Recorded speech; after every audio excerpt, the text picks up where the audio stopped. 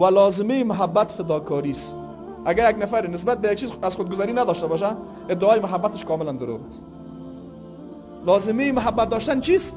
فداکاری است. و بارزترین نمونه فداکاری چیست؟ که یک نفر از خواسته خودش، از نظر خودش، به خاطر خواسته و نظر یک نفری که با او دوست داره میگذره و گذشتن از خواسته خودش را ناراحت نمیکنه.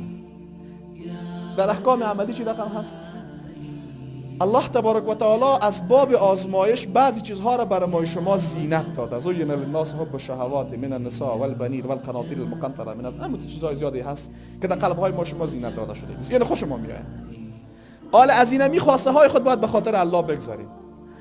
اگر از اینمی خواسته های خود به خاطر الله گذشتیم و گذشتن از خواسته های ما را ناراحت نکرد، اینجا در ایمان خود، در ادعای ایمان خود به الله و در ادعای محبت خود به الله صادقیم.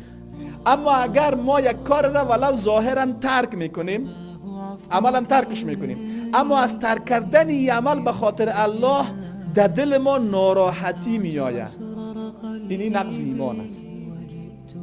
اینجا ایمان نقض میشه. ولو یک نفر یک کار عملا کرده، چرا نقض میشه؟ به خاطری که نفسش پیش خودش از الله کده هنوزم محبوب تر است.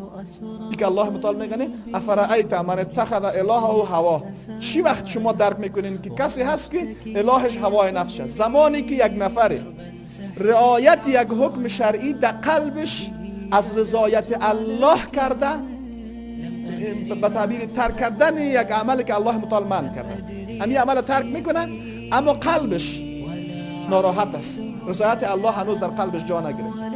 بر اساس صراحت آیات قرآن کریم خلاف ایمان است. الله متعال میگه فلا و ربک لا یؤمنون، شما ایمان ندارین حتی یحکموک فیما شجر بینهم، تا اینکه پیامبر حکم قرار ندین. بعد چی کنین؟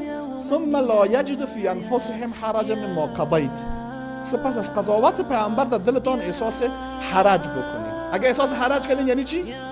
یعنی هنوزم دل شما با او اندازه نرسیده محبت قلبی شما نسبت به الله که از خواسته خودتان به خاطر حکم الله بگذارید. دقت کردین مفهومی آیته؟ چی زمان مصداق اصلی آیت را انسان در زمینه‌های عملی خود متوجه میشه؟ زمانی که ترک کردن یک حکم شرعی ای را بسیار ناراحت بکنه، یعنی گذشتن از خواسته خودش برش سنگین‌تر باشه نسبت به